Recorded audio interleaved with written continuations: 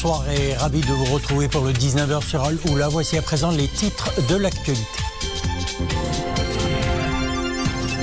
Un nouvel éclairage ce soir sur le discours du trône adressé à la nation samedi dernier par Sa Majesté le roi Mohammed VI et notamment sur la dynamique que devrait impulser le nouveau modèle de développement appelé à être appliqué sur le terrain par des compétences marocaines pour le bien de tous les citoyens. L'année 2021, celle de toutes les échéances électorales, les communales, les régionales et les législatives. Un triple scrutin où l'implication de la jeunesse dans la chose politique est d'une importance capitale. Leur voix compte et nous vous la ferons entendre dans le cadre de notre nouvelle rubrique « La parole aux jeunes ». La commercialisation des produits du terroir au Maroc se modernise depuis l'apparition de la pandémie liée à la Covid-19. L'agence de développement agricole Innov, elle vient de lancer son deuxième kiosque coopératif à Rabat, après celui d'Agadir, une initiative qui vient relancer les ventes et élargir l'assiette des bénéficiaires. Sa Majesté le roi Mohammed VI a adressé un message de félicitations à l'athlète olympique Soufiane El Bakkali qui a remporté hier la médaille d'or du 3000 mètres steeple des Jeux Olympiques. Sa Majesté le roi Mohammed VI a adressé un message de condoléances aux membres de la famille de l'actrice marocaine Feu Fatima Regragui suite à la perte d'une comédienne pionnière qui a émérite et qui a contribué durant des décennies à enrichir le paysage artistique avec ses brillantes interprétations au théâtre, au cinéma et à la télévision. Dans son message, le souverain dit partager la peine des membres de la famille de Feu Fatima Regragui suite à cette perte cruelle.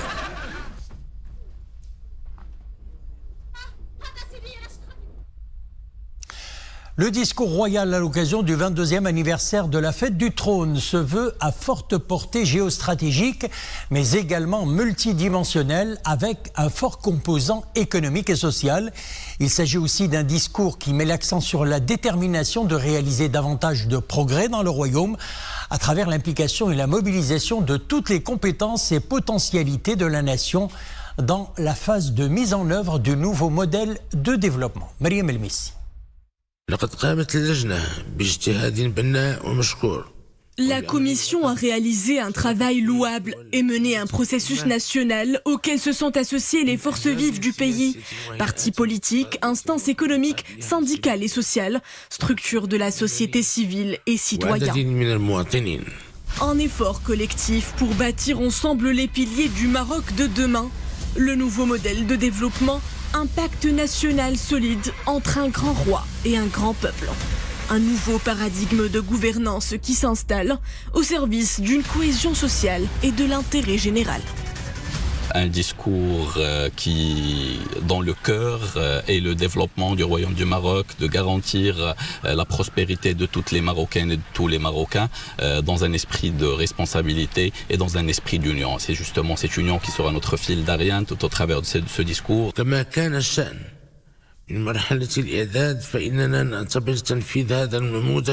À l'instar de la phase de conception de ce modèle, nous estimons que celle de sa mise en œuvre relève d'une responsabilité nationale, nécessitant la mobilisation des potentialités de la nation et l'implication de toutes ses compétences, notamment celles qui, au cours des prochaines années, seront appelées à exercer des responsabilités gouvernementales et des mandats publics.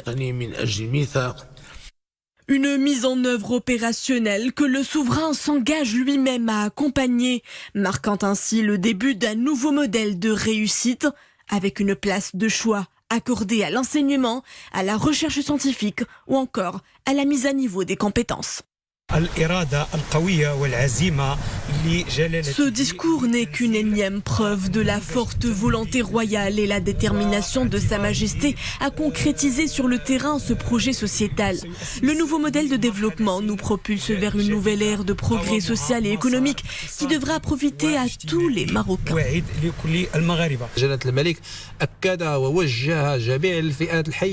Dans son discours, Sa Majesté le roi réitère son appel aux forces vives éducatifs de la nation en les enjoignant de poursuivre leur action en phase avec les grandes lignes instaurées par le nouveau modèle de développement. Sa Majesté le roi Mohammed VI souligne qu'il veillera à accompagner la mise en œuvre de ce modèle, ce qui induit une démarche qui a pour corollaire la pleine obligation reditionnelle.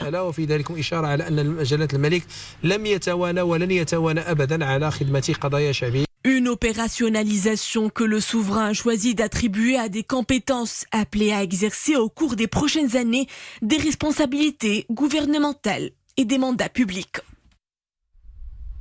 Cette année 2021 est une année de toutes les échéances électorales, tout un processus avec la tenue en septembre prochain d'un triple scrutin, les communales, les régionales et les législatives.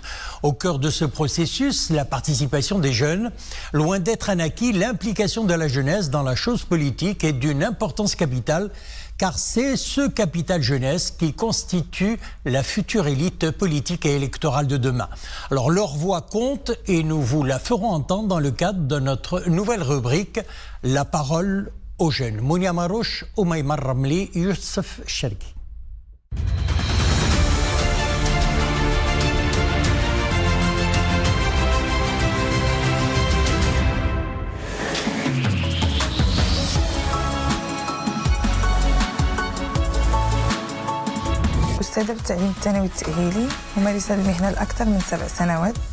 Je suis professeur d'anglais dans le secondaire. Cela fait 7 ans que j'exerce ce métier, un domaine qui souffre d'un certain nombre de problèmes. La crise sanitaire n'a fait que dévoiler ces quelques lacunes, notamment dans le contexte de l'enseignement public. Il est donc urgent d'intervenir pour résoudre ces défaillances.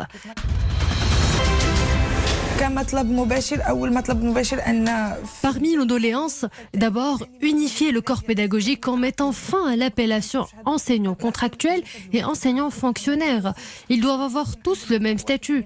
Ensuite, il y a le dossier des indemnités d'avancement en grade, sachant que les enseignants ont travaillé eux aussi pendant toute la période de la crise sanitaire. J'espère finalement que les futurs acteurs politiques donneront suite à ces requêtes sans lesquelles ce secteur ne pourra pas être réformé d'une manière globale.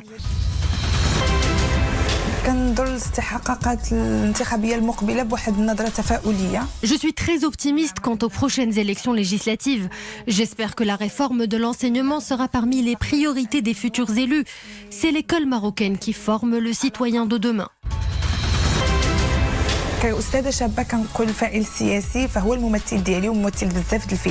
L'élu politique doit se focaliser sur l'homogénéité de son programme électoral, mais il doit également veiller à l'appliquer sur le terrain. Certes, il y a des contraintes, mais il doit savoir les dépasser. Cela fait partie aussi de sa mission.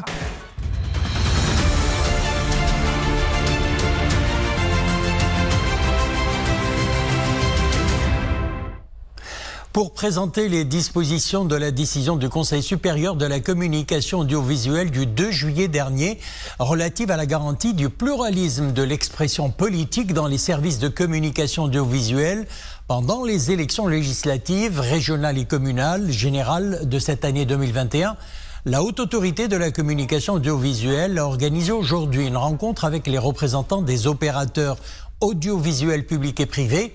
Parmi ces règles et recommandations, il y a lieu de citer à titre d'exemple l'accès équitable des partis politiques aux radios et aux télévisions pendant la période électorale, la juste représentation des femmes dans les émissions de débat public électoral ou encore l'impartialité et l'honnêteté des programmes audiovisuels de la période électorale. La durée de la période électorale dont les programmes feront l'objet d'un suivi par les services du régulateur a débuté le 1er de ce mois et se terminera le 7 septembre. Elle comprend la pré-campagne et la campagne officielle.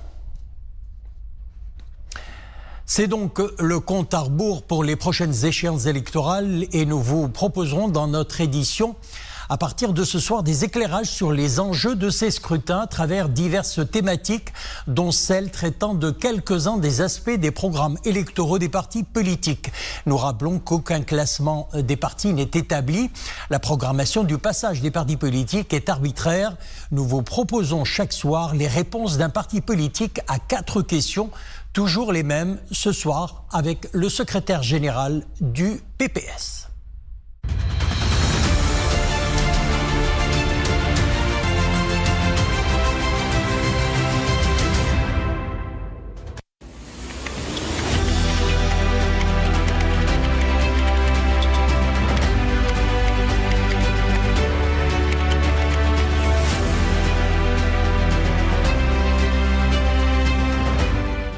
التقدم الاشتراكية وضع بالطبع أولويات بالنسبة لهذه الانتخابات اللي كتنتظر. هذه الأولويات ضمناها في برنامجنا. برنامجنا فيه 3 الجوانب أساسية، الجانب المرتبط بالاستثمار. Le Parti du Progrès et du Socialisme a évidemment défini des priorités pour ces élections et ces priorités figurent dans un programme en 3 axes. Il y a l'investissement dans l'élément humain et l'aspect social. Il y a l'aspect économique et le troisième, c'est l'aspect politique qui est porteur de toutes ces visions. L'aspect social et humain, car tout le monde reconnaît que malgré les énormes efforts déployés par le Maroc, il subsiste toujours de larges franges de la population et des espaces territoriaux, provinces et autres, qui n'en ont pas bénéficié ou qui n'ont pas vécu de la même façon. Et c'est pour cela que nous considérons au PPS que le plus grand défi, comme c'est précisé dans le modèle de développement, c'est d'investir dans l'enseignement des Marocaines et des Marocains, de nos filles et de nos fils, l'investissement dans l'enseignement public, dans notre santé, dans l'hôpital public, pour pouvoir faire face à tous les défis sanitaires. Nous devons investir dans la véritable couverture sociale, investir dans l'amélioration de l'espace de vie, de l'élément humain, qui est le pivot, le moyen et l'objectif de tout programme. Et c'est la vision du PPS, évidemment, pour réussir cet objectif, il faut une économie forte.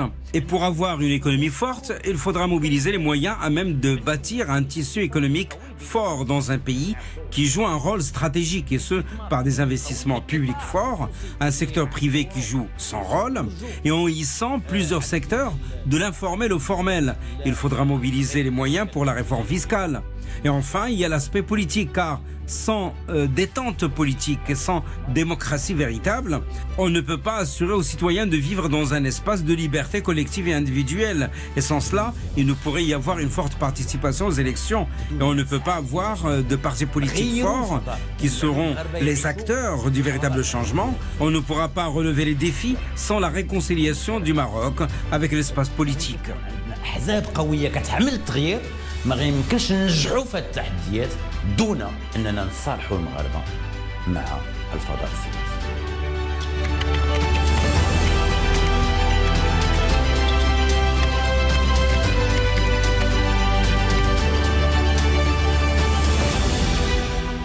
تمثيلية الشباب وتمثيلية النساء مسألة أساسية، ربما هي المحور اللي غيغير الصورة بالنسبة لهذه الانتخابات. La représentativité des jeunes et des femmes est une question primordiale. C'est peut-être l'axe par lequel se fera le changement de l'image que reflètent les élections.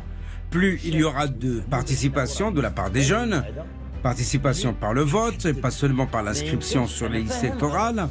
Ils se déplacent pour voter, ils participent, ils comprennent qu'il s'agit de leur avenir. Je comprends leur colère et leur mécontentement par rapport à une grande partie de la classe politique. Mais la désaffection n'est pas la réaction adéquate. Au contraire, ils doivent voter pour peser sur les résultats des élections par leur voix.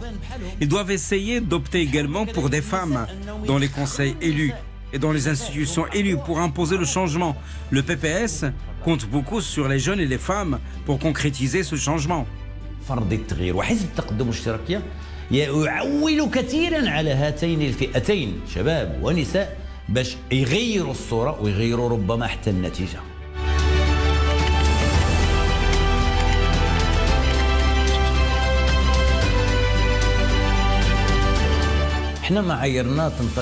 Nos critères, ils commencent par les mandats accordés par notre assise démocratique, c'est-à-dire que ce sont les sections locales et provinciales du parti qui proposent des candidats pour ce qui est des communales, des chambres professionnelles, des candidatures régionales et des propositions initiales et préliminaires pour le Parlement, pour les 2 chambres du Parlement. Et ensuite, la décision finale est prise par le comité central du parti et par le bureau politique qui tranche définitivement concernant les candidats mandaté par le PPS.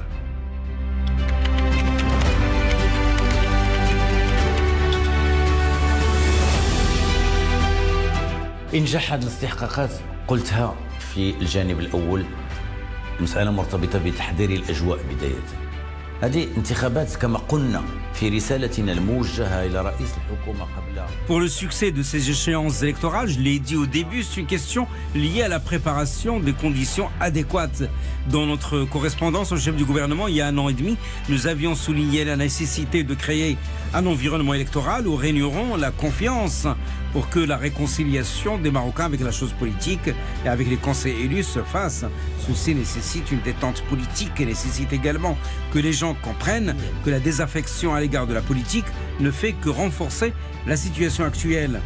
Toutes les franges de la population, en particulier les gens intègres et qui aspirent à une vie meilleure pour eux et pour leurs enfants, qui aspirent à une meilleure éducation, à la santé et à ce que le Maroc connaisse un grand essor, ils ne peuvent rester dans la situation de désaffection. Tous décident dans les conseils élus. C'est le Parlement qui décide de la nature du gouvernement et c'est le gouvernement qui produit les décisions. Le Parlement adopte les lois. Les conseils élus produisent des décisions palpables concernant l'habitat, l'enseignement, la santé, l'éclairage public, les routes, les conditions de vie des citoyens. Les gens ne peuvent être à la fois en désaffection et ne pas comprendre qu'il existe des personnes sérieuses, intègres, qui, s'ils sortent de la scène politique, c'est d'autres corrompus qui l'occuperont. Il faudra donc participer en force à ces élections et œuvrer à ce que les voix pèsent sur les résultats. Le PPS compte beaucoup sur vous pour sortir de l'état de désaffection à celui de la participation et du vote, pour permettre aux partis de principe, de morale comme le PPS d'être en tête. على أنه بالخروج من العزوف وبالمشاركة يمكن حزب ديال المبادئ، حزب ديال الأخلاق بحال حزب التقدم الاشتراكية يحتل مراتب متقدمة.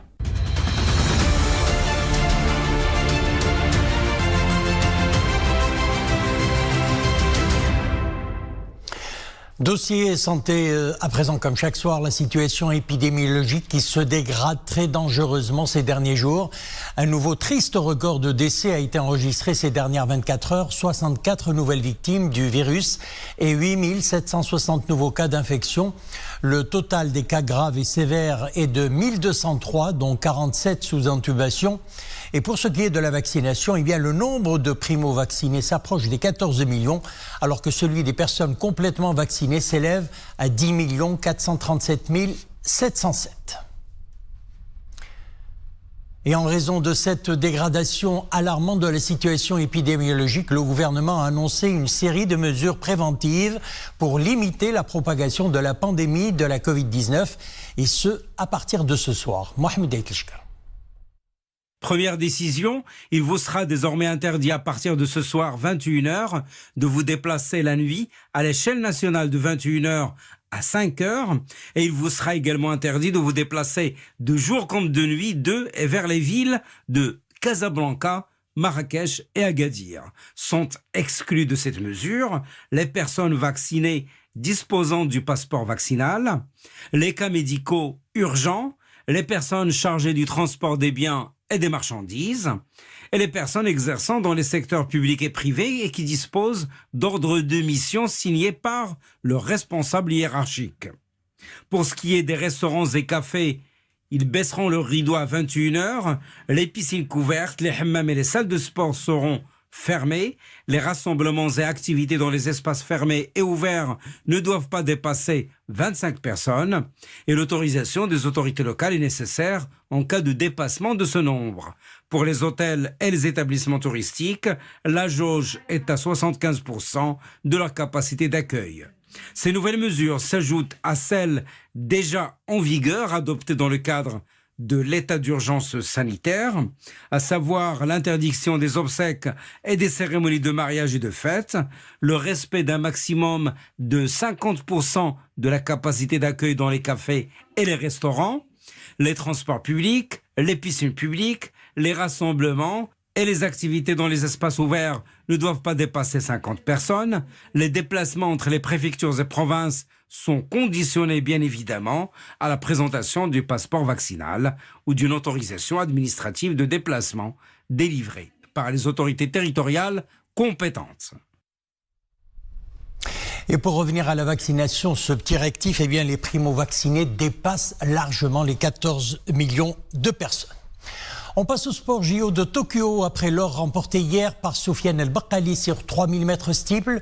Notre autre espoir d'une nouvelle médaille en athlétisme, Abdeltif Sadiqi, il s'est qualifié aujourd'hui pour les demi-finales de l'épreuve de 1500 mètres des Jeux Olympiques de Tokyo. Sadiqi a assuré sa qualification en terminant 5e de la première série des qualifications en 3 minutes 36 secondes 23 secondes. Derrière, le Belge Ismaël Dejani, 3 minutes 36 secondes. Et le Kenyan Cherulo Timothy, 3 minutes 36 secondes, 1 centième. En revanche, l'autre Marocain NSC a été éliminé après avoir terminé l'épreuve à la 11e position de la deuxième série. Les demi-finales du 1500 mètres auront lieu après-demain jeudi, alors que la finale sera disputée samedi prochain. Bonne chance à Abdeltif Sadiqi. La commercialisation des produits du terroir au Maroc se renforce et se modernise depuis l'apparition de la pandémie liée à la Covid-19 qui a fortement touché le secteur. Après Agadir, l'agence de développement agricole a lancé à la place Mahajariya d'Araba un kiosque coopératif. Son but, la commercialisation et la promotion des produits du terroir. Profiteront de cette initiative des coopératives agricoles lourdement impactées par les retombées de la crise sanitaire. C'est un sujet signé de notre stagiaire Ilham Cheblaoui, Mohamed Nasseri et Oumaïma Rabli. Huile d'argan, miel, emlou ou encore produits cosmétiques. Ici, tous les goûts sont servis. Ce kiosque attise la curiosité des passants. Il n'hésite d'ailleurs pas à s'approcher de ces rayonnages pour découvrir les produits proposés. Je viens ici assez souvent parce que j'habite juste à côté. Pour acheter, me procurer des produits qui sont très très intéressants comme du miel que je viens d'acheter ici. J'ai acheté également d'autres produits comme l'huile d'amande. Donc je pense que ce sont des produits de très haute qualité qu'on ne trouve pas donc dans la grande distribution. Avec la crise sanitaire, le rendement des coopératives a fortement diminué. C'est donc une bonne initiative afin de les appuyer pour qu'ils puissent dépasser cette période difficile. Venir en aide aux coopératives agricoles, booster les ventes des produits du terroir national, voilà le but de la mise en place de cette boutique à la place Mahajariya d'Araba. Ce stand se veut très attractif auprès des clients. La raison derrière cette attractivité, c'est la qualité des produits proposés. Tous les produits sont naturels à 100% et sans conservateur. Ce point de vente vient aider les producteurs à joindre les deux bouts au lendemain de la crise. À la disposition des visiteurs, des produits de 47 groupements de producteurs, soit 135 coopératives qui représentent toutes les régions du royaume. Voilà, c'est ainsi que prend fin notre édition. Merci de l'avoir suivi. L'info revient à 21h. Excellente soirée. On se retrouve demain, 19h.